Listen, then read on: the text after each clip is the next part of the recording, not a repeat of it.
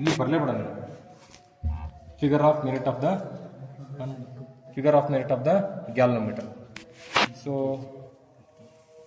Circuit connections ನೋಡೋಣ, reading ತೆಗೆದು ಹೇಳ್ತೀನಿ ಅಷ್ಟೇ ಇದೆ ಆಯ್ತಾ.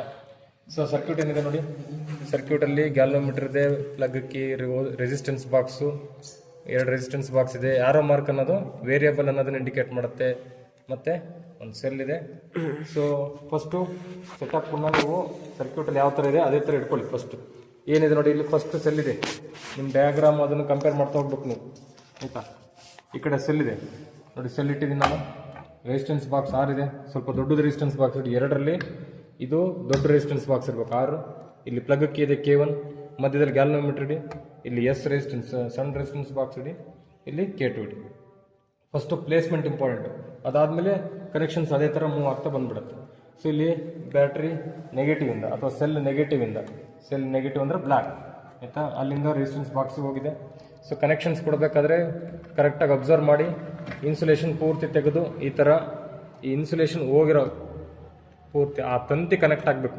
ಕೆಲವೊಬ್ರು ಏನು ಮಾಡಿಬಿಡ್ತಾರೆ, ಇನ್ಸುಲೇಷನ್ ಸ್ವಲ್ಪ ತಕ್ಕೊಂಡು ಈ ತಂತಿಂಗ್ ಹಾಕ್ಬಿಡ್ತಾರೆ. ತಂತಿಂಗ್ ಹಾಕಿದರೆ ಬರೋದಿಲ್ಲ ರೀಡಿಂಗ್. ತಂತಿ ನೋಡಿ, ಇನ್ಸುಲೇಷನ್ ಮುಟ್ಟಿದ್ರೆ ಬರೋದಿಲ್ಲ. ತುಂಬ ಇಂಪಾರ್ಟೆಂಟು, ಇನ್ಸುಲೇಷನ್ ಟಚ್ ಆಗಬಾರ್ದು, ನಮಗೆ ತಂತಿ ಟಚ್ ಆಗಬೇಕು ಆಯಿತಾ.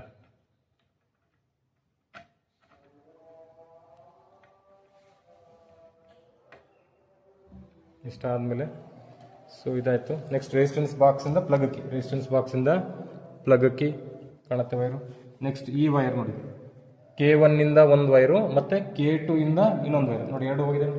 K1 ಇಂದ ಮತ್ತು K2 ಇಂದ 2 ವೈರ್ಸು ಹೋಗ್ಬಿಟ್ಟು ಗ್ಯಾಲ್ನೋಮೀಟರ್ ಜಾಯ್ನ್ ಆಗಿದೆ. ಗ್ಯಾಲ್ನೋಮೀಟರ್ ಇದೆ, ಇದನ್ನು ಕರೆಕ್ಟಾಗಿ ಹಾಕಬೇಕು. ಗ್ಯಾಲ್ನೋಮೀಟ್ರಿಗೆ ಆಗಿದೆ.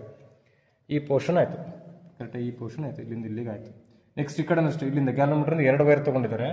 ಇಲ್ಲಿಂದ 2 ವೈರ್ ತೊಗೊಂಡು ಒಂದು ಎಸ್ಸಿಗೆ, ಇನ್ನೊಂದು ಸೆಲ್ ಪಾಸಿಟಿವ್ಗೆ ನೋಡಿ. ಇಲ್ಲಿಂದ 2 ವೈರ್ ತೊಗೊಂಡಿದ್ದಾರೆ, ಒಂದು ಎಸ್ ರೆಸಿಸ್ಟೆನ್ಸ್ ಬಾಕ್ಸ್, ಇನ್ನೊಂದು ಸೆಲ್ ಪಾಸಿಟಿವ್ ಹೋಗಿ.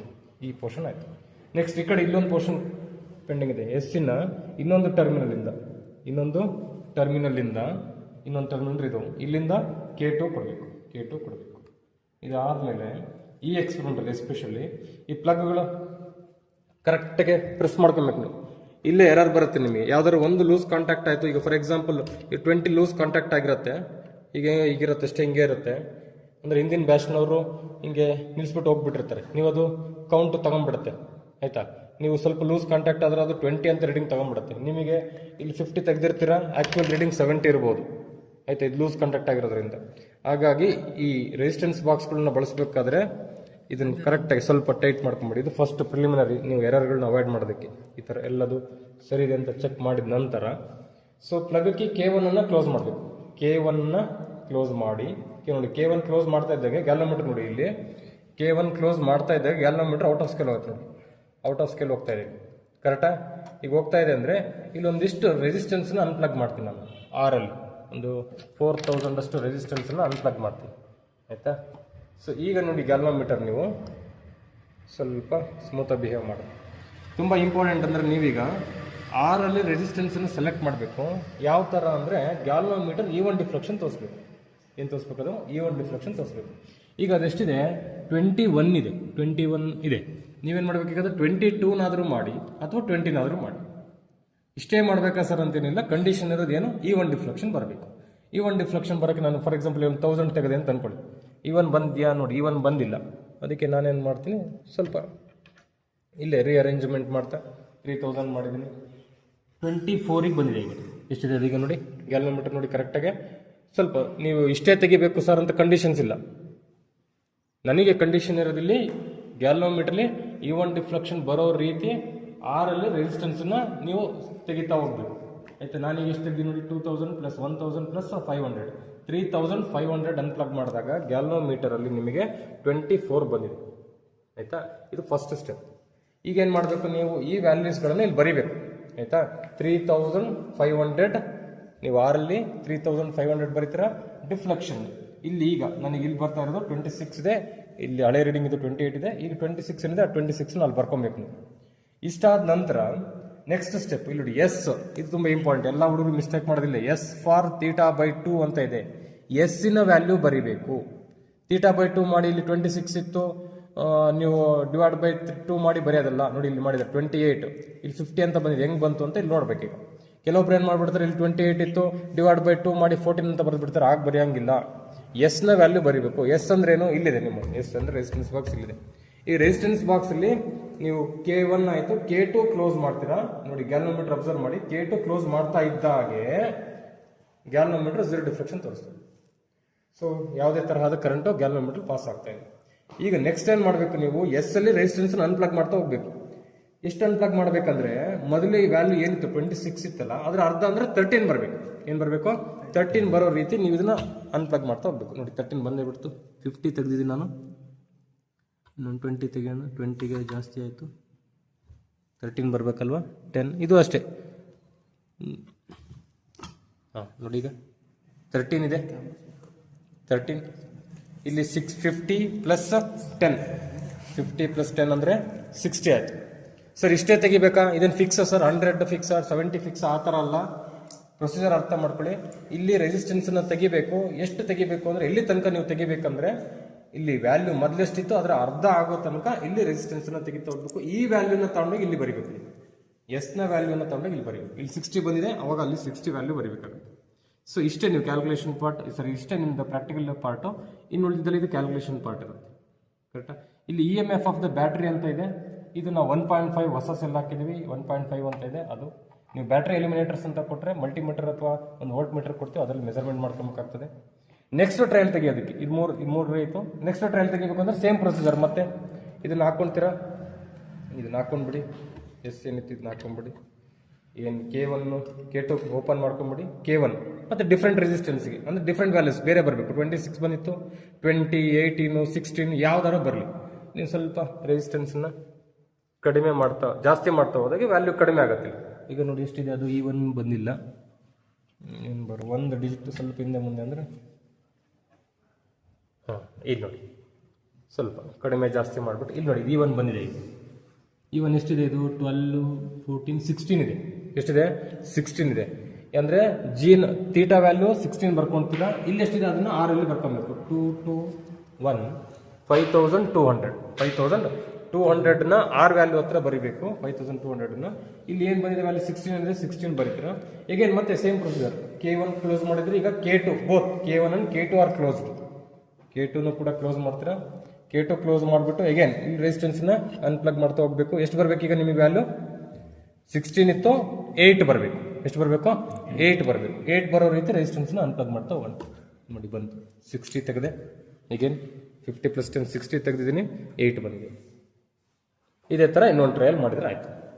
ಅರ್ಥ ಆಯ್ತಾ? ಟೋಟಲ್ ಪ್ರೊಸೀಜರ್ ಏನು ಹೇಳಿ, ಸಿಂಪಲ್ ಸ್ಟೆಪ್ಸು. ಕನೆಕ್ಷನ್ಸ್ ಎಲ್ಲ ಆದಮೇಲೆ 6 ತೆಗಿತೀರಾ. ಎಷ್ಟು ತೆಗಿಬೇಕಾದ್ರೆ ಅಂದರೆ ಇಲ್ಲಿ E1 ಬರೋ ರೀತಿ 6 ತೆಗಿತೀರಾ. K1 ಕ್ಲೋಸ್ ಮಾಡ್ಕೊಂಡು ನೆಕ್ಸ್ಟ್ K2 ಕ್ಲೋಸ್ ಮಾಡ್ಕೊಂಡು ಎಷ್ಟು ತೆಗಿತಾ ಹೋಗ್ತೀರಾ. ಎಷ್ಟು ಆಗಬೇಕು, ಗ್ಯಾಲ್ವೋಮೀಟರ್ಲಿ ಮೊದಲೇನು ಬಂದಿತ್ತು ಅದರ ಅರ್ಧ ಆಗೋ ತನಕ ಎಸ್ ಅನ್ನು ತೆಗಿತಾ ಹೋಗ್ತೀರಾ. ಅಲ್ಲಿಗೆ ಮುಗೀತು. ಮುಂದಿಂದೆಲ್ಲ ಕ್ಯಾಲ್ಕುಲೇಷನ್ ಪಾರ್ಟ್. G ಮತ್ತು K ಕ್ಯಾಲ್ಕುಲೇಟ್ ಮಾಡ್ತೀರಾ. ಮೀನ್ ವ್ಯಾಲ್ಯೂ ತೆಗೆದು ರಿಸಲ್ಟ್ ಬರೆದ್ರೆ ಮುಗಿದಿತ್ತು. G ಅಂದರೆ resistance of the galvanometer, K ಅಂದರೆ figure of merit of the galvanometer. Figure of merit ಅಂದ್ರೇನು, ಯೂನಿಟ್ ನೋಡಿದ್ರೆ ಗೊತ್ತಾಗುತ್ತೆ ನಿಮಗೆ. Ampere per division. Ampere per division ಅಂದ್ರೇನು, ಗ್ಯಾಲ್ವೋಮೀಟರ್ಲಿ ಒಂದು ಡಿವಿಷನ್ ಮೂವ್ ಆಗೋಕ್ಕೆ ಎಷ್ಟು ಕರೆಂಟ್ ಬೇಕು. 0ಇಂದ 1 ಡಿಜಿಟ್ ಅಥವಾ 10ಇಂದ 11ಗೆ ಬರೋಕ್ಕೆ ಎಷ್ಟು ಕರೆಂಟ್ ನಾವು ಸಪ್ಲೈ ಮಾಡ್ತೀವಿ ಅದನ್ನು ಅದರ ಫಿಗರ್ ಆಫ್ ಮೆರಿಟ್ ಅಂತ ಕರಿತೀವಿ. ಮೈಕ್ರೋ ರೇಂಜಲ್ಲಿ ಇರುತ್ತೆ, 10⁻⁻6 ರೇಂಜಲ್ಲಿ ಇರುತ್ತೆ. ಕ್ಯಾಲ್ಕುಲೇಟ್ ಮಾಡಿದಾಗ ನಿಮಗೆ ಆನ್ಸರ್ ಬರುತ್ತೆ.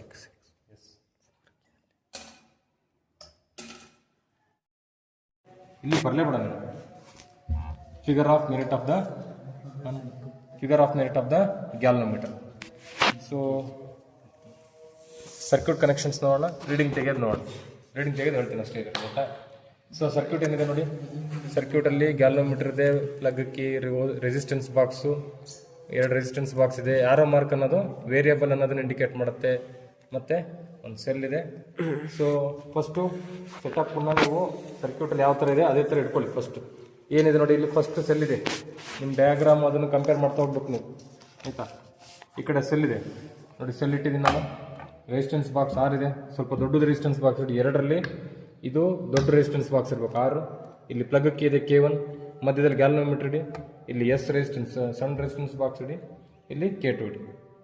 First placement important. ಅದಾದಮೇಲೆ ಕನೆಕ್ಷನ್ಸ್ ಅದೇ ಥರ ಮೂವ್ ಆಗ್ತಾ ಬಂದ್ಬಿಡುತ್ತೆ. ಸೊ ಇಲ್ಲಿ ಬ್ಯಾಟ್ರಿ ನೆಗೆಟಿವ್ ಇಂದ ಅಥವಾ ಸೆಲ್ ನೆಗೆಟಿವ್ ಅಂದ್ರೆ ಬ್ಲ್ಯಾಕ್ ಆಯಿತಾ, ಅಲ್ಲಿಂದ ರೆಸಿಸ್ಟೆನ್ಸ್ ಬಾಕ್ಸಿಗೆ ಹೋಗಿದೆ. ಸೊ ಕನೆಕ್ಷನ್ಸ್ ಕೊಡಬೇಕಾದ್ರೆ ಕರೆಕ್ಟಾಗಿ ಅಬ್ಸರ್ವ್ ಮಾಡಿ, ಇನ್ಸುಲೇಷನ್ ಪೂರ್ತಿ ತೆಗೆದು ಈ ಥರ ಈ ಇನ್ಸುಲೇಷನ್ ಹೋಗಿರೋ ಪೂರ್ತಿ ಆ ತಂತಿ ಕನೆಕ್ಟ್ ಆಗಬೇಕು. ಕೆಲವೊಬ್ರು ಏನು ಮಾಡಿಬಿಡ್ತಾರೆ, ಇನ್ಸುಲೇಷನ್ ಸ್ವಲ್ಪ ತಕ್ಕೊಂಡು ಈ ತಂತಿಂಗ್ ಹಾಕ್ಬಿಡ್ತಾರೆ. ತಂತಿಂಗ್ ಹಾಕಿದರೆ ಬರೋದಿಲ್ಲ ರೀಡಿಂಗ್. ತಂತಿ ನೋಡಿ, ಇನ್ಸುಲೇಷನ್ ಮುಟ್ಟಿದ್ರೆ ಬರೋದಿಲ್ಲ. ತುಂಬ ಇಂಪಾರ್ಟೆಂಟು, ಇನ್ಸುಲೇಷನ್ ಟಚ್ ಆಗಬಾರ್ದು, ನಮಗೆ ತಂತಿ ಟಚ್ ಆಗಬೇಕು ಆಯಿತಾ.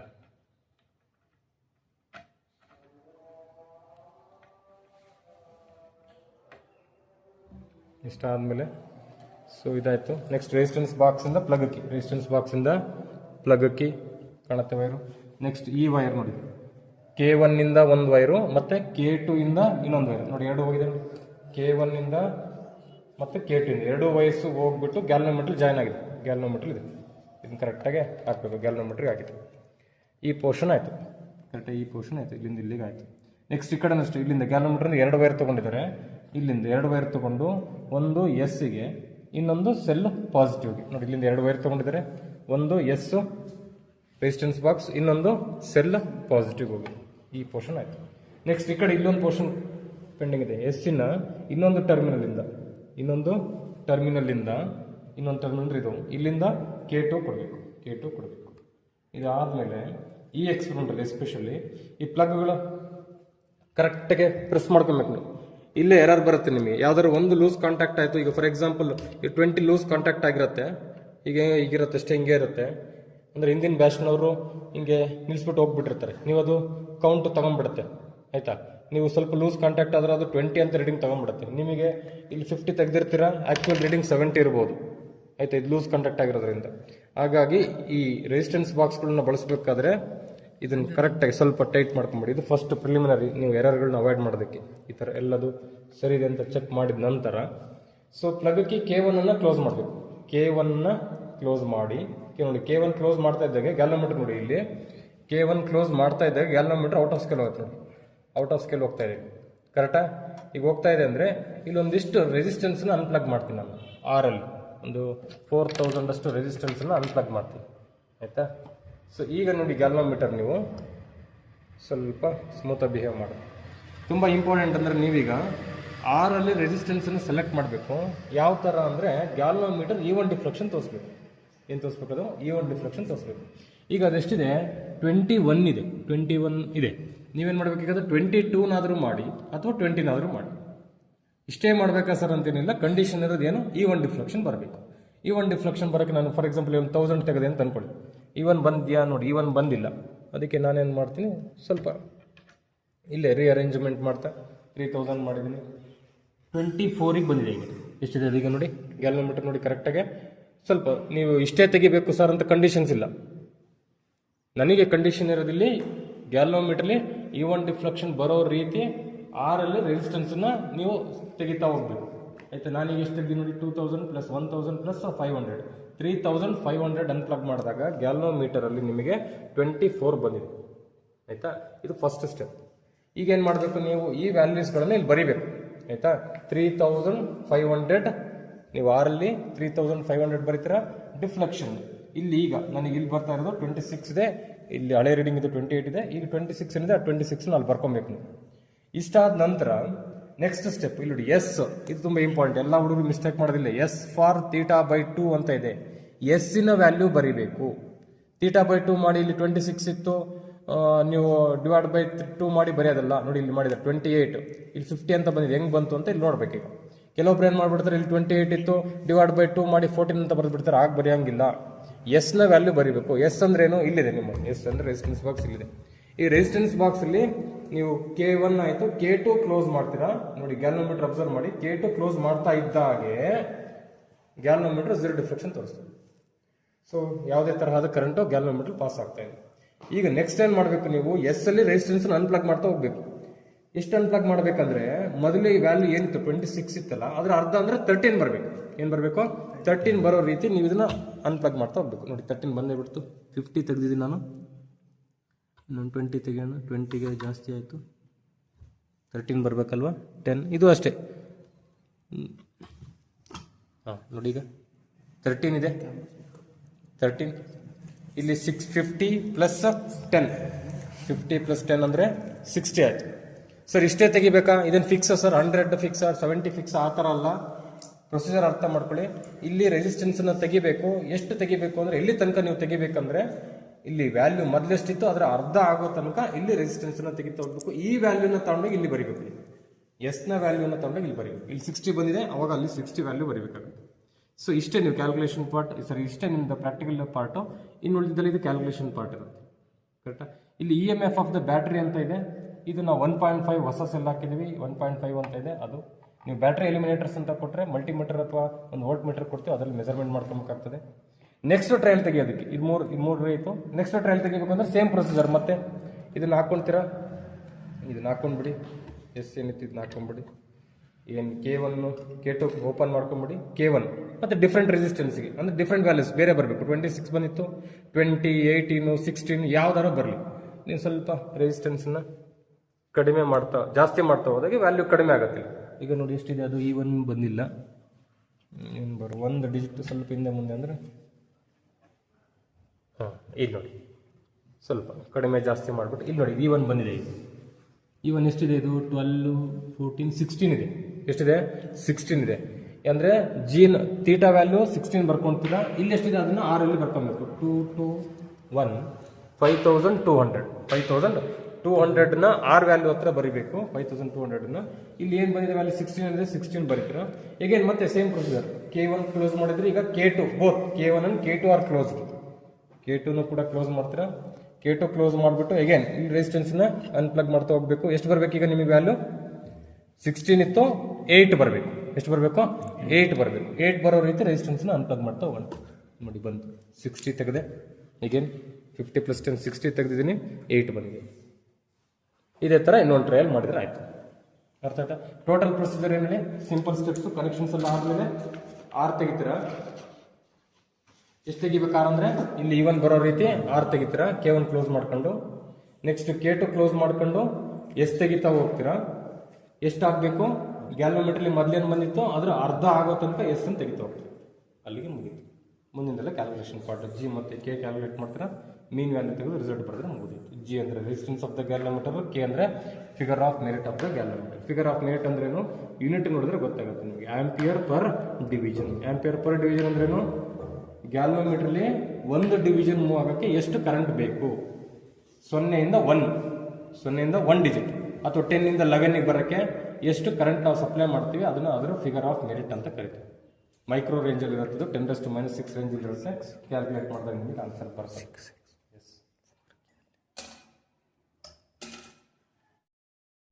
ಇಲ್ಲಿ ಬರಲೇಬೇಡ figure of merit of the galvanometer. So circuit connections ನೋಡೋಣ. ರೀಡಿಂಗ್ ತೆಗೆದು ಹೇಳ್ತೀನಿ ಅಷ್ಟೇ ಇದೆ ಗೊತ್ತಾ. ಸೊ ಸರ್ಕ್ಯೂಟ್ ಏನಿದೆ ನೋಡಿ. ಸರ್ಕ್ಯೂಟಲ್ಲಿ ಗ್ಯಾಲ್ವೋಮೀಟರ್ ಇದೆ, plug key, resistance box, 2 resistance box ಇದೆ. ಆರೋ ಮಾರ್ಕ್ ಅನ್ನೋದು ವೇರಿಯಬಲ್ ಅನ್ನೋದನ್ನ ಇಂಡಿಕೇಟ್ ಮಾಡುತ್ತೆ. ಮತ್ತು ಒಂದು ಸೆಲ್ ಇದೆ. ಸೊ ಫಸ್ಟು ಸೆಟಪ್ ನೀವು ಸರ್ಕ್ಯೂಟಲ್ಲಿ ಯಾವ ಥರ ಇದೆ ಅದೇ ಥರ ಇಟ್ಕೊಳ್ಳಿ. ಫಸ್ಟ್ ಏನಿದೆ ನೋಡಿ, ಇಲ್ಲಿ ಫಸ್ಟ್ ಸೆಲ್ ಇದೆ. ನಿಮ್ಮ ಡಯಾಗ್ರಾಮ್ ಅದನ್ನು ಕಂಪೇರ್ ಮಾಡ್ತಾ ಹೋಗ್ಬೇಕು ನೀವು, ಆಯಿತಾ. ಈ ಕಡೆ ಸೆಲ್ ಇದೆ ನೋಡಿ, ಸೆಲ್ ಇಟ್ಟಿದ್ದೀನಿ ನಾನು. ರೆಸಿಸ್ಟೆನ್ಸ್ ಬಾಕ್ಸ್ 6 ಇದೆ. ಸ್ವಲ್ಪ ದೊಡ್ಡದು ರೆಸಿಸ್ಟೆನ್ಸ್ ಬಾಕ್ಸ್ ಇಡಿ. 2ರಲ್ಲಿ ಇದು ದೊಡ್ಡ ರೆಸಿಸ್ಟೆನ್ಸ್ ಬಾಕ್ಸ್ ಇರಬೇಕು 6. ಇಲ್ಲಿ ಪ್ಲಗ್ ಕೀ ಇದೆ K1, ಮಧ್ಯದಲ್ಲಿ ಗ್ಯಾಲ್ವೋಮೀಟರ್ ಇಡಿ. ಇಲ್ಲಿ S ರೆಸಿಸ್ಟೆನ್ಸ್ ಸಣ್ಣ ರೆಸಿಸ್ಟೆನ್ಸ್ ಬಾಕ್ಸ್ ಇಡಿ. ಇಲ್ಲಿ K2 ಇಡಿ. First placement important. ಅದಾದಮೇಲೆ ಕನೆಕ್ಷನ್ಸ್ ಅದೇ ಥರ ಮೂವ್ ಆಗ್ತಾ ಬಂದ್ಬಿಡುತ್ತೆ. ಸೊ ಇಲ್ಲಿ ಬ್ಯಾಟ್ರಿ ನೆಗೆಟಿವಿಂದ ಅಥವಾ ಸೆಲ್ ನೆಗೆಟಿವ್ ಅಂದರೆ ಬ್ಲ್ಯಾಕ್, ಆಯಿತಾ. ಅಲ್ಲಿಂದ ರೆಸಿಸ್ಟೆನ್ಸ್ ಬಾಕ್ಸಿಗೆ ಹೋಗಿದೆ. ಸೊ ಕನೆಕ್ಷನ್ಸ್ ಕೊಡಬೇಕಾದ್ರೆ ಕರೆಕ್ಟಾಗಿ ಅಬ್ಸರ್ವ್ ಮಾಡಿ. ಇನ್ಸುಲೇಷನ್ ಪೂರ್ತಿ ತೆಗೆದು ಈ ಥರ ಈ ಇನ್ಸುಲೇಷನ್ ಹೋಗಿರೋ ಪೂರ್ತಿ ಆ ತಂತಿ ಕನೆಕ್ಟ್ ಆಗಬೇಕು. ಕೆಲವೊಬ್ರು ಏನು ಮಾಡಿಬಿಡ್ತಾರೆ, ಇನ್ಸುಲೇಷನ್ ಸ್ವಲ್ಪ ತಕ್ಕೊಂಡು ಈ ತಂತಿಂಗ್ ಹಾಕ್ಬಿಡ್ತಾರೆ. ತಂತಿಂಗ್ ಹಾಕಿದರೆ ಬರೋದಿಲ್ಲ ರೀಡಿಂಗ್. ತಂತಿ ನೋಡಿ, ಇನ್ಸುಲೇಷನ್ ಮುಟ್ಟಿದ್ರೆ ಬರೋದಿಲ್ಲ. ತುಂಬ ಇಂಪಾರ್ಟೆಂಟು. ಇನ್ಸುಲೇಷನ್ ಟಚ್ ಆಗಬಾರ್ದು, ನಮಗೆ ತಂತಿ ಟಚ್ ಆಗಬೇಕು, ಆಯಿತಾ.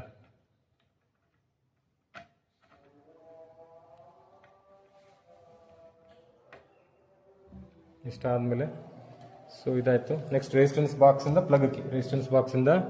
ಪ್ಲಗ್ ಕೀ ಕಾಣುತ್ತೆ ವೈರು. ನೆಕ್ಸ್ಟ್ ಈ ವೈರ್ ನೋಡಿ, K1ಇಂದ ಒಂದು ವೈರು ಮತ್ತು K2ಇಂದ ಇನ್ನೊಂದು ವೈರು ನೋಡಿ, 2 ಹೋಗಿದೆ. K1ಇಂದ ಮತ್ತು K2ಇಂದ 2 ವೈರ್ಸು ಹೋಗ್ಬಿಟ್ಟು ಗ್ಯಾಲ್ವೋಮೀಟರ್ ಜಾಯ್ನ್ ಆಗಿದೆ. ಗ್ಯಾಲ್ನೋಮೀಟ್ರ್ ಇದೆ, ಇದನ್ನು ಕರೆಕ್ಟಾಗಿ ಹಾಕಬೇಕು. ಗ್ಯಾಲ್ನೋಮೀಟ್ರಿಗೆ ಆಗಿದೆ. ಈ ಪೋರ್ಷನ್ ಆಯಿತು, ಕರೆಕ್ಟಾಗಿ ಈ ಪೋರ್ಷನ್ ಆಯಿತು, ಇಲ್ಲಿಂದ ಇಲ್ಲಿಗೆ ಆಯಿತು. ನೆಕ್ಸ್ಟ್ ಈ ಕಡೆ ಅಷ್ಟು ಇಲ್ಲಿಂದ ಗ್ಯಾಲ್ನೋಮೀಟ್ರಿಂದ 2 ವೈರ್ ತೊಗೊಂಡಿದ್ದಾರೆ. ಇಲ್ಲಿಂದ 2 ವೈರ್ ತೊಗೊಂಡು ಒಂದು ಎಸ್ಸಿಗೆ, ಇನ್ನೊಂದು ಸೆಲ್ ಪಾಸಿಟಿವ್ಗೆ. ನೋಡಿ ಇಲ್ಲಿಂದ 2 ವೈರ್ ತೊಗೊಂಡಿದ್ದಾರೆ, ಒಂದು ಎಸ್ ರೆಸಿಸ್ಟೆನ್ಸ್ ಬಾಕ್ಸ್, ಇನ್ನೊಂದು ಸೆಲ್ ಪಾಸಿಟಿವ್ ಹೋಗಿ. ಈ ಪೋರ್ಷನ್ ಆಯಿತು. ನೆಕ್ಸ್ಟ್ ಈ ಕಡೆ ಇಲ್ಲೊಂದು ಪೋರ್ಷನ್ ಪೆಂಡಿಂಗ್ ಇದೆ. ಎಸ್ಸಿನ ಇನ್ನೊಂದು ಟರ್ಮಿನಲಿಂದ ಇನ್ನೊಂದು ಟರ್ಮಿನಲ್ ಇದು, ಇಲ್ಲಿಂದ K2 ಕೊಡಬೇಕು. ಇದಾದಮೇಲೆ ಈ ಎಕ್ಸ್ಪೆರಿಮೆಂಟಲ್ಲಿ ಎಸ್ಪೆಷಲಿ ಈ ಪ್ಲಗ್ಗಳು ಕರೆಕ್ಟಾಗಿ ಪ್ರೆಸ್ ಮಾಡ್ಕೊಬೇಕು ನೀವು. ಇಲ್ಲೇ ಎರರ್ ಬರುತ್ತೆ ನಿಮಗೆ. ಯಾವ್ದಾದ್ರು ಒಂದು ಲೂಸ್ ಕಾಂಟ್ಯಾಕ್ಟ್ ಆಯಿತು, ಈಗ ಫಾರ್ ಎಕ್ಸಾಂಪಲ್ ಈ 20 ಲೂಸ್ ಕಾಂಟ್ಯಾಕ್ಟ್ ಆಗಿರುತ್ತೆ, ಈಗಿರುತ್ತೆ ಅಷ್ಟೇ, ಹಿಂಗೆ ಇರುತ್ತೆ. ಅಂದರೆ ಹಿಂದಿನ ಬ್ಯಾಚ್ನವರು ಹಿಂಗೆ ನಿಲ್ಲಿಸ್ಬಿಟ್ಟು ಹೋಗ್ಬಿಟ್ಟಿರ್ತಾರೆ, ನೀವು ಅದು ಕೌಂಟ್ ತೊಗೊಂಡ್ಬಿಡುತ್ತೆ, ಆಯಿತಾ. ನೀವು ಸ್ವಲ್ಪ ಲೂಸ್ ಕಾಂಟ್ಯಾಕ್ಟ್ ಆದರೆ ಅದು 20 ಅಂತ ರೀಡಿಂಗ್ ತೊಗೊಂಡ್ಬಿಡುತ್ತೆ. ನಿಮಗೆ ಇಲ್ಲಿ 50 ತೆಗೆದಿರ್ತೀರಾ, ಆ್ಯಕ್ಚುಯಲ್ ರೀಡಿಂಗ್ 70 ಇರ್ಬೋದು, ಆಯಿತಾ, ಇದು ಲೂಸ್ ಕಾಂಟ್ಯಾಕ್ಟ್ ಆಗಿರೋದ್ರಿಂದ. ಹಾಗಾಗಿ ಈ ರೆಸಿಸ್ಟೆನ್ಸ್ ಬಾಕ್ಸ್ಗಳನ್ನ ಬಳಸಬೇಕಾದ್ರೆ ಇದನ್ನು ಕರೆಕ್ಟಾಗಿ ಸ್ವಲ್ಪ ಟೈಟ್ ಮಾಡ್ಕೊಂಬಿಡಿ. ಇದು ಫಸ್ಟ್ ಪ್ರಿಲಿಮಿನರಿ, ನೀವು ಎರರ್ಗಳನ್ನ ಅವಾಯ್ಡ್ ಮಾಡೋದಕ್ಕೆ. ಈ ಥರ ಎಲ್ಲದು ಸರಿ ಇದೆ ಅಂತ ಚೆಕ್ ಮಾಡಿದ ನಂತರ ಸೊ ಪ್ಲಗಕ್ಕೆ K1 ಕ್ಲೋಸ್ ಮಾಡಬೇಕು. K1 ಕ್ಲೋಸ್ ಮಾಡಿ, ನೋಡಿ K1 ಕ್ಲೋಸ್ ಮಾಡ್ತಾ ಇದ್ದಾಗ ಗ್ಯಾಲ್ನೋಮೀಟರ್ ನೋಡಿ, ಇಲ್ಲಿ K1 ಕ್ಲೋಸ್ ಮಾಡ್ತಾ ಇದ್ದಾಗ ಗ್ಯಾಲ್ನೋಮೀಟರ್ ಔಟ್ ಆಫ್ ಸ್ಕೇಲ್ ಹೋಗುತ್ತೆ ನೋಡಿ, ಔಟ್ ಆಫ್ ಸ್ಕೇಲ್ ಹೋಗ್ತಾ ಇದೆ. ಕರೆಕ್ಟಾ? ಈಗ ಹೋಗ್ತಾ ಇದೆ ಅಂದರೆ ಇಲ್ಲೊಂದಿಷ್ಟು ರೆಸಿಸ್ಟೆನ್ಸ್ನ ಅನ್ಪ್ಲಗ್ ಮಾಡ್ತೀನಿ ನಾನು. ಆರಲ್ಲಿ ಒಂದು 4000 ಅಷ್ಟು ರೆಸಿಸ್ಟೆನ್ಸನ್ನು ಅನ್ಪ್ಲಗ್ ಮಾಡ್ತೀನಿ, ಆಯಿತಾ. ಸೊ ಈಗ ನೋಡಿ ಗ್ಯಾಲ್ನೋಮೀಟರ್ ನೀವು ಸ್ವಲ್ಪ ಸ್ಮೂತಾಗಿ ಬಿಹೇವ್ ಮಾಡಿ. ತುಂಬ ಇಂಪಾರ್ಟೆಂಟ್ ಅಂದರೆ ನೀವೀಗ ಆರಲ್ಲಿ ರೆಸಿಸ್ಟೆನ್ಸನ್ನು ಸೆಲೆಕ್ಟ್ ಮಾಡಬೇಕು. ಯಾವ ಥರ ಅಂದರೆ ಗ್ಯಾಲ್ನೋಮೀಟರ್ ಈವನ್ ಡಿಫ್ಲೆಕ್ಷನ್ ತೋರಿಸ್ಬೇಕು. ಏನು ತೋರಿಸ್ಬೇಕು? ಅದು ಈವನ್ ಡಿಫ್ಲೆಕ್ಷನ್ ತೋರಿಸ್ಬೇಕು. ಈಗ ಅದೆಷ್ಟಿದೆ? 21 ಇದೆ. 21 ಇದೆ. ನೀವೇನು ಮಾಡಬೇಕು? ಈಗ 22ನಾದರೂ ಮಾಡಿ ಅಥವಾ 20ನಾದರೂ ಮಾಡಿ. ಇಷ್ಟೇ ಮಾಡಬೇಕಾ ಸರ್ ಅಂತೇನಿಲ್ಲ. ಕಂಡೀಷನ್ ಇರೋದು ಏನು? ಈವನ್ ಡಿಫ್ಲೆಕ್ಷನ್ ಬರಬೇಕು. ಈವನ್ ಡಿಫ್ಲೆಕ್ಷನ್ ಬರೋಕ್ಕೆ ನಾನು ಫಾರ್ ಎಕ್ಸಾಂಪಲ್ 1000 ತೆಗೆದೆ ಅಂತ ಅಂದ್ಕೊಳ್ಳಿ. ಈವನ್ ಬಂದ್ಯಾ ನೋಡಿ, ಈವನ್ ಬಂದಿಲ್ಲ. ಅದಕ್ಕೆ ನಾನೇನು ಮಾಡ್ತೀನಿ, ಸ್ವಲ್ಪ ಇಲ್ಲೇ ರೀಅರೇಂಜ್ಮೆಂಟ್ ಮಾಡ್ತಾ 3000 ಮಾಡಿದ್ದೀನಿ. 24ಗೆ ಬಂದಿದೆ. ಈಗ ಎಷ್ಟಿದೆ ಅದೀಗ ನೋಡಿ ಗ್ಯಾಲ್ನೋಮೀಟರ್ ನೋಡಿ ಕರೆಕ್ಟಾಗಿ. ಸ್ವಲ್ಪ ನೀವು ಇಷ್ಟೇ ತೆಗಿಬೇಕು ಸರ್ ಅಂತ ಕಂಡೀಷನ್ಸ್ ಇಲ್ಲ. ನನಗೆ ಕಂಡೀಷನ್ ಇರೋದಿಲ್ಲಿ ಗ್ಯಾಲ್ನೋಮೀಟರ್ಲಿ ಈವನ್ ಡಿಫ್ಲೆಕ್ಷನ್ ಬರೋ ರೀತಿ ಆರಲ್ಲಿ ರೆಸಿಸ್ಟೆನ್ಸನ್ನು ನೀವು ತೆಗಿತಾ ಹೋಗ್ಬೇಕು, ಆಯಿತಾ. ನಾನೀಗ ಎಷ್ಟು ತೆಗೆದು ನೋಡಿ, 2000 + 1000 + 500 3500 ಅನ್ಪ್ಲಗ್ ಮಾಡಿದಾಗ ಗ್ಯಾಲ್ನೋಮೀಟರಲ್ಲಿ ನಿಮಗೆ 24 ಬಂದಿದೆ, ಆಯಿತಾ. ಇದು ಫಸ್ಟ್ ಸ್ಟೆಪ್. ಈಗೇನು ಮಾಡಬೇಕು? ನೀವು ಈ ವ್ಯಾಲ್ಯೂಸ್ಗಳನ್ನು ಇಲ್ಲಿ ಬರೀಬೇಕು, ಆಯಿತಾ. 3500 ನೀವು ಆರಲ್ಲಿ 3500 ಬರೀತೀರಾ. ಡಿಫ್ಲೆಕ್ಷನ್ ಇಲ್ಲಿ ಈಗ ನನಗೆ ಇಲ್ಲಿ ಬರ್ತಾ ಇರೋದು 26 ಇದೆ, ಇಲ್ಲಿ ಹಳೆ ರೀಡಿಂಗ್ ಇದು 28 ಇದೆ. ಈಗ 26 ಇದೆ, ಆ 26 ಅಲ್ಲಿ ಬರ್ಕೊಬೇಕು ನೀವು. ಇಷ್ಟಾದ ನಂತರ ನೆಕ್ಸ್ಟ್ ಸ್ಟೆಪ್ ಇಲ್ಲಿ ನೋಡಿ, ಎಸ್. ಇದು ತುಂಬ ಇಂಪಾರ್ಟೆಂಟ್, ಎಲ್ಲ ಹುಡುಗರು ಮಿಸ್ಟೇಕ್ ಮಾಡೋದಿಲ್ಲ. ಎಸ್ ಫಾರ್ θ/2 ಅಂತ ಇದೆ. ಎಸ್ಸಿನ ವ್ಯಾಲ್ಯೂ ಬರೀಬೇಕು. θ/2 ಮಾಡಿ ಇಲ್ಲಿ 26 ಇತ್ತು, ನೀವು /2 ಮಾಡಿ ಬರೆಯೋದಲ್ಲ. ನೋಡಿ ಇಲ್ಲಿ ಮಾಡಿದ್ರೆ 28, ಇಲ್ಲಿ 50 ಅಂತ ಬಂದಿದೆ. ಹೆಂಗೆ ಬಂತು ಅಂತ ಇಲ್ಲಿ ನೋಡ್ಬೇಕು. ಈಗ ಕೆಲವೊಬ್ರು ಏನು ಮಾಡ್ಬಿಡ್ತಾರೆ, ಇಲ್ಲಿ 28 ಇತ್ತು, /2 ಮಾಡಿ 14 ಅಂತ ಬರೆದ್ಬಿಡ್ತಾರೆ. ಆಗ ಬರೆಯೋಂಗಿಲ್ಲ. ಎಸ್ನ ವ್ಯಾಲ್ಯೂ ಬರೀಬೇಕು. ಎಸ್ ಅಂದ್ರೇನು? ಇಲ್ಲಿದೆ ನಿಮ್ಮ ಎಸ್ ಅಂದರೆ ರೆಸಿಸ್ಟೆನ್ಸ್ ಬಾಕ್ಸ್ ಇಲ್ಲಿದೆ. ಈ ರೆಸಿಸ್ಟೆನ್ಸ್ ಬಾಕ್ಸಲ್ಲಿ ನೀವು K1 ಆಯಿತು, K2 ಕ್ಲೋಸ್ ಮಾಡ್ತೀರಾ. ನೋಡಿ ಗ್ಯಾಲ್ನೋಮೀಟರ್ ಅಬ್ಸರ್ವ್ ಮಾಡಿ, K2 ಕ್ಲೋಸ್ ಮಾಡ್ತಾ ಇದ್ದಾಗೆ ಗ್ಯಾಲ್ನೋಮೀಟರ್ 0 ಡಿಫ್ಲೆಕ್ಷನ್ ತೋರಿಸ್ತದೆ. ಸೊ ಯಾವುದೇ ತರಹದ ಕರೆಂಟು ಗ್ಯಾಲ್ನೋಮೀಟರ್ ಪಾಸ್ ಆಗ್ತಾ ಇದೆ. ಈಗ ನೆಕ್ಸ್ಟ್ ಏನು ಮಾಡಬೇಕು? ನೀವು ಎಸ್ ಅಲ್ಲಿ ರೆಸಿಸ್ಟೆನ್ಸ್ನ ಅನ್ಪ್ಲಗ್ ಮಾಡ್ತಾ ಹೋಗ್ಬೇಕು. ಎಷ್ಟು ಅನ್ಪ್ಲಗ್ ಮಾಡಬೇಕಂದ್ರೆ, ಮೊದಲು ಈ ವ್ಯಾಲ್ಯೂ ಏನಿತ್ತು 26 ಇತ್ತಲ್ಲ, ಅದರ ಅರ್ಧ ಅಂದರೆ 13 ಬರಬೇಕು. ಏನು ಬರಬೇಕು? 13 ಬರೋ ರೀತಿ ನೀವು ಇದನ್ನು ಅನ್ಪ್ಲಗ್ ಮಾಡ್ತಾ ಹೋಗ್ಬೇಕು. ನೋಡಿ 13 ಬಂದೇ ಬಿಡ್ತು. 50 ತೆಗೆದಿದ್ದೀನಿ ನಾನು, ಇನ್ನೊಂದು 20 ತೆಗೆಯೋಣ. 20ಗೆ ಜಾಸ್ತಿ ಆಯಿತು, 13 ಬರಬೇಕಲ್ವಾ? 10 ಇದು ಅಷ್ಟೇ. ಹಾಂ ನೋಡಿ, ಈಗ 13 ಇದೆ. 13 ಇಲ್ಲಿ 650 + 10, 50 + 10 ಅಂದರೆ 60 ಆಯಿತು. ಸರ್ ಇಷ್ಟೇ ತೆಗಿಬೇಕಾ? ಇದನ್ನು ಫಿಕ್ಸ್ ಸರ್, 100 ಫಿಕ್ಸ್, 70 ಫಿಕ್ಸ್, ಆ ಥರ ಅಲ್ಲ. ಪ್ರೊಸೀಜರ್ ಅರ್ಥ ಮಾಡ್ಕೊಳ್ಳಿ. ಇಲ್ಲಿ ರೆಸಿಸ್ಟೆನ್ಸನ್ನು ತೆಗಿಬೇಕು. ಎಷ್ಟು ತೆಗಿಬೇಕು ಅಂದರೆ, ಎಲ್ಲಿ ತನಕ ನೀವು ತೆಗಿಬೇಕಂದ್ರೆ, ಇಲ್ಲಿ ವ್ಯಾಲ್ಯೂ ಮೊದಲೆಷ್ಟಿತ್ತು ಅದರ ಅರ್ಧ ಆಗೋ ತನಕ ಇಲ್ಲಿ ರೆಸಿಸ್ಟೆನ್ಸನ್ನು ತೆಗಿತಾ ಹೋಗ್ಬೇಕು. ಈ ವ್ಯಾಲ್ಯೂನ ತಗೊಂಡೋಗಿ ಇಲ್ಲಿ ಬರೀಬೇಕು. ಎಸ್ನ ವ್ಯಾಲ್ಯೂನ ತಗೊಂಡೋಗಿ ಇಲ್ಲಿ ಬರೀಬೇಕು. ಇಲ್ಲಿ 60 ಬಂದಿದೆ, ಅವಾಗ ಅಲ್ಲಿ 60 ವ್ಯಾಲ್ಯೂ ಬರೀಬೇಕಾಗುತ್ತೆ. ಸೊ ಇಷ್ಟೇ ನೀವು ಕ್ಯಾಲ್ಕುಲೇಷನ್ ಪಾರ್ಟ್, ಸರಿ ಇಷ್ಟೇ ನಿಮ್ಮದು ಪ್ರಾಕ್ಟಿಕಲ್ ಪಾರ್ಟು. ಇನ್ನು ಉಳಿದಲ್ಲಿ ಇದು ಕ್ಯಾಲ್ಕುಲೇಷನ್ ಪಾರ್ಟ್ ಇರುತ್ತೆ, ಕರೆಕ್ಟಾ. ಇಲ್ಲಿ EMF ಆಫ್ ದ ಬ್ಯಾಟ್ರಿ ಅಂತ ಇದೆ. ಇದು ನಾವು 1.5 ಹೊಸ ಸೆಲ್ ಹಾಕಿದ್ದೀವಿ, 1.5 ಅಂತ ಇದೆ. ಅದು ನೀವು ಬ್ಯಾಟ್ರಿ ಎಲಿಮಿನೇಟರ್ಸ್ ಅಂತ ಕೊಟ್ಟರೆ ಮಲ್ಟಿಮೀಟರ್ ಅಥವಾ ಒಂದು ವೋಲ್ಟ್ ಮೀಟರ್ ಕೊಡ್ತೀವಿ, ಅದರಲ್ಲಿ ಮೆಜರ್ಮೆಂಟ್ ಮಾಡ್ಕೊಬೇಕಾಗ್ತದೆ. ನೆಕ್ಸ್ಟ್ ಟ್ರಯಲ್ ತೆಗಿಯೋದಕ್ಕೆ ಇದು ಮೂರು ಆಯಿತು. ನೆಕ್ಸ್ಟ್ ಟ್ರಯಲ್ ತೆಗಿಬೇಕು ಅಂದರೆ ಸೇಮ್ ಪ್ರೊಸೀಜರ್. ಮತ್ತೆ ಇದನ್ನು ಹಾಕ್ಕೊಳ್ತೀರಾ, ಇದನ್ನು ಹಾಕ್ಕೊಂಡ್ಬಿಡಿ. ಎಸ್ ಏನಿತ್ತು ಇದನ್ನ ಹಾಕ್ಕೊಂಡ್ಬಿಡಿ. ಏನು K1 K2 ಓಪನ್ ಮಾಡ್ಕೊಂಬಿಡಿ, K1 ಮತ್ತು ಡಿಫ್ರೆಂಟ್ ರೆಸಿಸ್ಟೆನ್ಸ್ಗೆ ಅಂದರೆ ಡಿಫ್ರೆಂಟ್ ವ್ಯಾಲ್ಯೂಸ್ ಬೇರೆ ಬರಬೇಕು. 26 ಬಂದಿತ್ತು, 20, 18, 16 ಯಾವ್ದಾರು ಬರಲಿ. ನೀವು ಸ್ವಲ್ಪ ರೆಸಿಸ್ಟೆನ್ಸನ್ನ ಕಡಿಮೆ ಜಾಸ್ತಿ ಮಾಡ್ತಾ ಹೋದಾಗ ವ್ಯಾಲ್ಯೂ ಕಡಿಮೆ ಆಗುತ್ತೆ. ಈಗ ನೋಡಿ ಎಷ್ಟಿದೆ, ಅದು E1 ಬಂದಿಲ್ಲ, ಏನು ಒಂದು ಡಿಜಿಟ್ ಸ್ವಲ್ಪ ಹಿಂದೆ ಮುಂದೆ ಅಂದರೆ ಹಾಂ, ಇಲ್ಲಿ ನೋಡಿ ಸ್ವಲ್ಪ ಕಡಿಮೆ ಜಾಸ್ತಿ ಮಾಡಿಬಿಟ್ಟು ಇಲ್ಲಿ ನೋಡಿ E1 ಬಂದಿದೆ. ಈಗ E1 ಎಷ್ಟಿದೆ, ಇದು 12, 14, 16 ಇದೆ. ಎಷ್ಟಿದೆ? 16 ಇದೆ. ಅಂದರೆ ಜೀನ್ ಥೀಟಾ ವ್ಯಾಲ್ಯೂ 16 ಬರ್ಕೊತೀರಾ. ಇಲ್ಲಿ ಎಷ್ಟಿದೆ ಅದನ್ನು 6 ಬರ್ಕೊಬೇಕು. 2 2 1 5200ನ R ವ್ಯಾಲ್ಯೂ ಹತ್ರ ಬರೀಬೇಕು. 5200ನ ಇಲ್ಲಿ ಏನು ಬಂದಿದೆ ವ್ಯಾಲ್ಯೂ 16 ಅಂದರೆ 16 ಬರೀತೀರಾ. ಈಗೇನು ಮತ್ತೆ ಸೇಮ್ ಪ್ರೊಸೀಜರ್. K1 ಕ್ಲೋಸ್ ಮಾಡಿದ್ರೆ ಈಗ K2 both K1 and K2 R close. K2 ಕೂಡ ಕ್ಲೋಸ್ ಮಾಡ್ತೀರಾ. K2 ಕ್ಲೋಸ್ ಮಾಡಿಬಿಟ್ಟು ಅಗೇನ್ ಈ ರೆಸಿಸ್ಟೆನ್ಸ್ನ ಅನ್ಪ್ಲಗ್ ಮಾಡ್ತಾ ಹೋಗ್ಬೇಕು. ಎಷ್ಟು ಬರಬೇಕು ಈಗ ನಿಮಗೆ ವ್ಯಾಲ್ಯೂ? 16 ಇತ್ತು, 8 ಬರಬೇಕು. ಎಷ್ಟು ಬರಬೇಕು? 8 ಬರಬೇಕು. 8 ಬರೋ ರೀತಿ ರೆಸಿಸ್ಟೆನ್ಸ್ನ ಅನ್ಪ್ಲಗ್ ಮಾಡ್ತಾ ಹೋಗೋಣ. ನೋಡಿ ಬಂತು, 60 ತೆಗೆದೆ. ಅಗೇನ್ 50 + 10 60 ತೆಗೆದಿದ್ದೀನಿ, 8 ಬಂದಿದೆ. ಇದೇ ಥರ ಇನ್ನೊಂದು ಟ್ರಯಲ್ ಮಾಡಿದ್ರೆ ಆಯಿತು. ಅರ್ಥ ಆಯ್ತಾ? ಟೋಟಲ್ ಪ್ರೊಸೀಜರ್ ಏನೇಳಿ ಸಿಂಪಲ್ ಸ್ಟೆಪ್ಸು. ಕನೆಕ್ಷನ್ಸ್ ಎಲ್ಲ ಆದಮೇಲೆ R ತೆಗಿತೀರಾ. ಎಷ್ಟು ತೆಗಿಬೇಕಾದ್ರೆ ಅಂದರೆ ಇಲ್ಲಿ E1 ಬರೋ ರೀತಿ R ತೆಗಿತೀರಾ. K1 ಕ್ಲೋಸ್ ಮಾಡ್ಕೊಂಡು ನೆಕ್ಸ್ಟ್ K2 ಕ್ಲೋಸ್ ಮಾಡ್ಕೊಂಡು ಎಷ್ಟು ತೆಗಿತಾ ಹೋಗ್ತೀರಾ. ಎಷ್ಟು ಆಗಬೇಕು? ಗ್ಯಾಲ್ವೋಮೀಟ್ರಲ್ಲಿ ಮೊದಲೇನು ಬಂದಿತ್ತು ಅದರ ಅರ್ಧ ಆಗೋ ತನಕ ಎಷ್ಟು ತೆಗಿತಾ ಹೋಗ್ತೀರಾ. ಅಲ್ಲಿಗೆ ಮುಗೀತು. ಮುಂದಿಂದೆಲ್ಲ ಕ್ಯಾಲ್ಕುಲೇಷನ್ ಪಾರ್ಟ್ G ಮತ್ತು K ಕ್ಯಾಲ್ಕುಲೇಟ್ ಮಾಡ್ತೀರಾ. ಮೀನ್ ವ್ಯಾಲ್ಯೂ ತೆಗೆದು ರಿಸಲ್ಟ್ ಬರೆದ್ರೆ ಮುಗಿದಿತ್ತು. G ಅಂದರೆ resistance of the galvanometer, K ಅಂದರೆ figure of merit of the galvanometer. Figure of merit ಅಂದ್ರೇನು? ಯೂನಿಟ್ ನೋಡಿದ್ರೆ ಗೊತ್ತಾಗುತ್ತೆ ನಿಮಗೆ. Ampere per division. Ampere per division ಅಂದ್ರೇನು? ಗ್ಯಾಲ್ವೋಮೀಟ್ರಲ್ಲಿ ಒಂದು ಡಿವಿಷನ್ ಮೂವ್ ಆಗೋಕ್ಕೆ ಎಷ್ಟು ಕರೆಂಟ್ ಬೇಕು? 0ಇಂದ 1 ಡಿಜಿಟ್ ಅಥವಾ 10ಇಂದ 11ಗೆ ಬರೋಕ್ಕೆ ಎಷ್ಟು ಕರೆಂಟ್ ನಾವು ಸಪ್ಲೈ ಮಾಡ್ತೀವಿ ಅದನ್ನು ಅದರ ಫಿಗರ್ ಆಫ್ ಮೆರಿಟ್ ಅಂತ ಕರಿತೀವಿ. ಮೈಕ್ರೋ ರೇಂಜಲ್ಲಿ ಇರುತ್ತೆ, 10⁻⁶ ರೇಂಜಲ್ಲಿ ಇರುತ್ತೆ. ಕ್ಯಾಲ್ಕುಲೇಟ್ ಮಾಡಿದಾಗ ನಿಮಗೆ ಆನ್ಸರ್ ಬರುತ್ತೆ.